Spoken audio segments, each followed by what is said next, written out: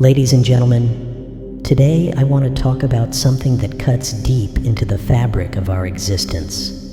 A moment we all face but few willingly confront. It's not just a decision, it's a reckoning. A reckoning with yourself, your life, and the choices you've made up until now.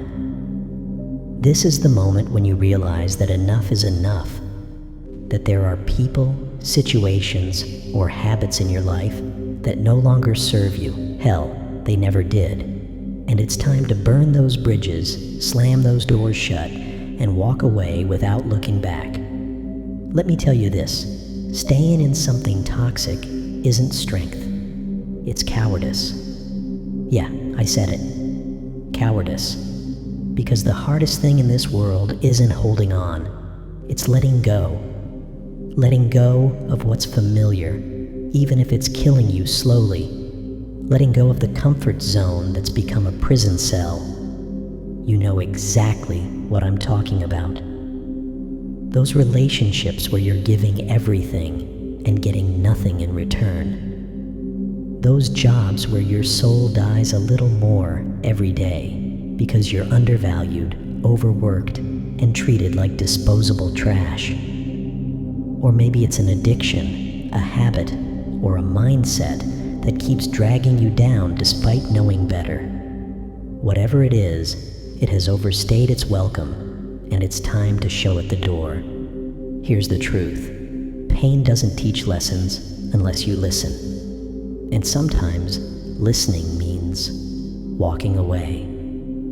Walking away from the person who promised they'd change but never did. Walking away from the dream that turned into a nightmare. Walking away from the version of yourself that settled for less than you deserve. Life doesn't hand out participation trophies for enduring misery. No one's going to pat you on the back for sticking around while someone else drains the life out of you. So why do it? Why keep pouring your energy into something or someone that only takes and never gives? Because here's the brutal reality. Staying in a bad situation doesn't make you noble. It makes you complicit. Complicit in your own suffering. Every time you tolerate disrespect, betrayal, or neglect, you're telling the universe and yourself that this is okay, that you don't deserve better. But guess what? You do. You deserve so much more than being treated like an afterthought, a punching bag, or a placeholder. And the first step toward claiming what you deserve starts with recognizing when you've hit your limit. Closing a door forever isn't easy.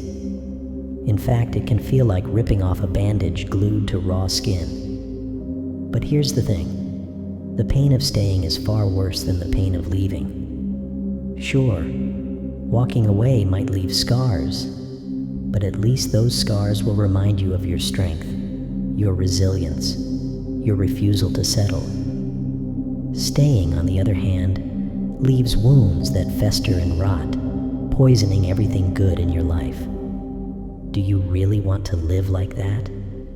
Do you really want to wake up every morning feeling trapped, exhausted, and defeated? So ask yourself, how much longer are you willing to endure this? How many more sleepless nights, broken promises, and empty apologies can you stomach before you say, no more? When you reach that breaking point, and trust me, you will, you'll know it. It won't be subtle. It'll hit you like a freight train, shaking you to your core. And when it does, don't run from it. Embrace it. Use it as fuel to break free from whatever's holding you back. Because once you cross that threshold, once you decide that you've had enough, there's no turning back. And honestly, that's the best part. Now let's talk about courage. Not the kind of courage that gets glorified in movies or books, the flashy, heroic kind. No, I'm talking about the quiet, unrelenting courage it takes to stand up for yourself, to say no to what's hurting you, and to take control of your own destiny. This kind of courage doesn't come with fanfare or applause. It comes with doubt, fear, and uncertainty. But it also comes with freedom, the kind of freedom that sets your soul on fire. Walking away requires guts, real guts. It's not just about physically leaving a place or ending a relationship. It's about cutting ties with the parts of yourself that held you back. The parts that doubted your worth, questioned your abilities, and convinced you that you didn't deserve better. Let me be clear. Walking away isn't running away. Running away is avoidance. Walking away is liberation. It's choosing yourself over someone else's chaos. It's prioritizing your peace over their drama. And yeah, it's scary as hell, but it's also empowering. Think about it. What's scarier? Staying in a situation that's slowly destroying you, or taking a leap of faith into the unknown? Most people choose the former because it's safer, at least in the short term. Predictable pain feels easier to manage than uncertain freedom. But here's the kicker. Predictable pain never goes away. It lingers, festers, and grows until it consumes you. Freedom, on the other hand, is terrifying at first, but exhilarating once you embrace it. Once you let go of what's weighing you down, you create space for something better, something real, something worth fighting for. But here's the catch. Walking away isn't a one-time event. It's a process, a messy, emotional, gut-wrenching process. There will be days when you second-guess yourself, days when the memories creep back in, tempting you to reopen that door you worked so hard to close. Don't. Resist the temptation. Remind yourself why you walked away in the first place. Remember the pain, the exhaustion, the endless cycle of disappointment. Then remind yourself of your worth, of the fact that you deserve better, deserve happiness, deserve love, deserve peace. And don't let anyone guilt trip you into thinking otherwise. People will try. Oh, they'll try. They'll tell you that you're being selfish, dramatic, or unreasonable. They'll paint themselves as the victim and you as the villain. Ignore them. Their opinions don't matter. What matters is how you feel. If you're happier, healthier, and more at peace after walking away, then you made the right choice. End of story. The truth is, some people aren't meant to stay in your life. Some chapters aren't meant to last forever, and that's okay. Growth often requires loss.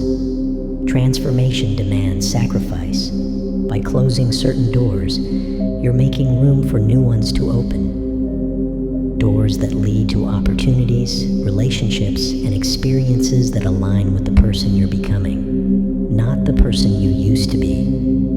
So dig deep. Find that inner fire. Channel it into action. Take the first step, however small, toward reclaiming your power. Whether it's ending a toxic relationship, quitting a dead-end job, or breaking free from a destructive habit, remember this. You are stronger than you think, braver than you feel, and capable of more than you imagine. All you have to do is take that step, one foot in front of the other, toward the future you deserve. Finally, let's talk about what happens next. After the storm, after the tears, after the pain of letting go, what comes after the door closes? If you're expecting instant happiness, joy, and rainbows, think again. Healing isn't linear, it's messy, unpredictable, and often painful. But it's also beautiful. Beautiful in its rawness, its honesty, its promise of renewal. When you close a door forever, you're not just saying goodbye to the past, you're saying hello to the future. A future filled with possibilities, potential, and purpose. Sure, it might feel daunting at first. The unknown always does. But here's the secret. The unknown is where magic happens, where dreams are born, where lives are transformed. By stepping into the unknown, you're embracing the possibility of reinvention, of becoming the best version of yourself. But here's the thing. Transformation doesn't happen overnight. It takes time, effort, and patience. So give yourself grace. Allow yourself to grieve the loss, to process the emotions, to heal the wounds. Don't rush the process. Instead, focus on building a foundation for the future. Surround yourself with people who uplift you, inspire you, and remind you of your worth.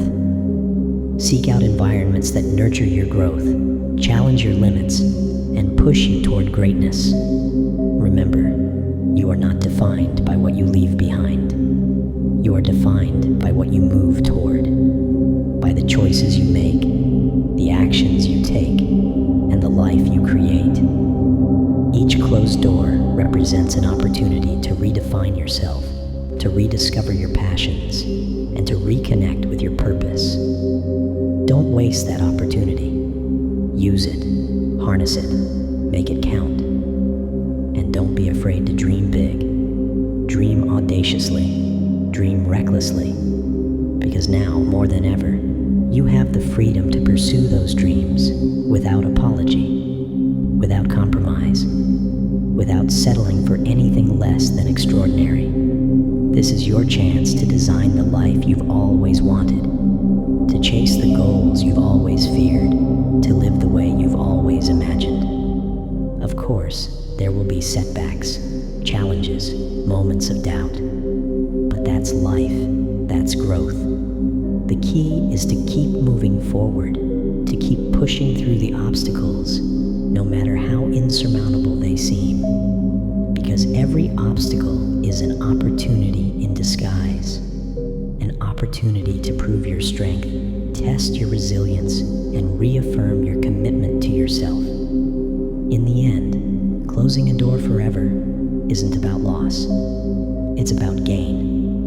Gaining your life back, gaining your peace, gaining your happiness. It's about reclaiming your power, your voice, and your agency. It's about refusing to settle for anything less than you deserve. And trust me, you deserve everything. Everything good, everything great, everything amazing. So here's my challenge to you. Take that first step. Close the door. Burn the bridge. Cut the cord. Whatever metaphor speaks to you, do it. Do it for yourself, for your future, for the person you're becoming. And never look back, because the best is yet to come.